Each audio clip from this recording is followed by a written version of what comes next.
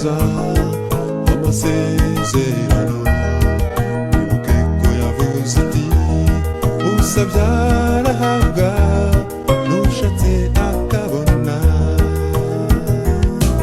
Ubutwari no kwizera ndetse n'ibyiringiro nizo mbuto zikwiriye abana b'Imana.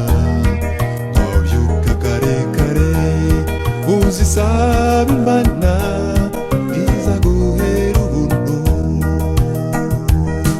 N'ukuri Imana irasubiza, ibwire ibikuremereye, ntukirengagize ibyiza byo gusenga.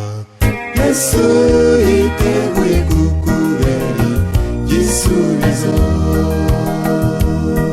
N'ukuri Imana irasubiza, yibwire ibikuremereye, ntukirengagize ibyiza byo gusenga. Yesu yiteguye kukubera igisubizo.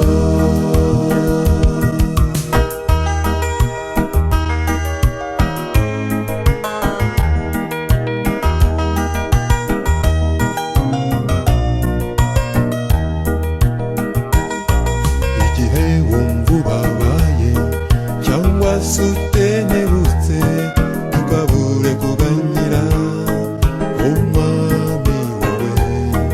Nawe yabaye mu isi azi imibabaro y'abana b'abantu. Ubwo yarakiri mu isi yabanaga na bose, yagiriraga umuntu wese ibimukwiriye. Yaba umunyamahanga n'umwisiraheli, bose yabitagaho. N'ukuri Imana irasubiza, yibwire ibikuremereye, ntukirengagize ibyiza byo gusenga. Yesu yiteguye kukubera igisubizo.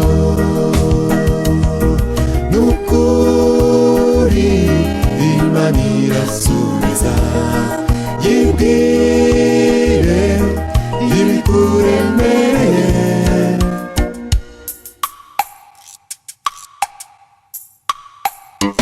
Yesu yiteguye kukubera igisubizo. Ntukirengagize ibyiza byo gusenga. Yesu yiteguye kukubera igisubizo.